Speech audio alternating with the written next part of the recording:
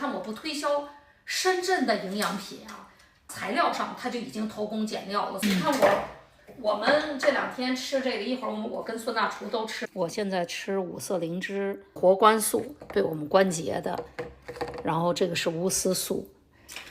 其实这个品牌啊，香港的这个老牌子，实话实说，它不会有依赖性，就是要叫这个叫宁心，叫 Vitacom。你看它的 com 的意思就是安静 ，Vitacom 维特健宁。你看我们在香港吃什么东西都好吃，对，为什么呀？它的食材好，否则你材料不过关，你后边怎么做都是没用的，这就是我要强调的。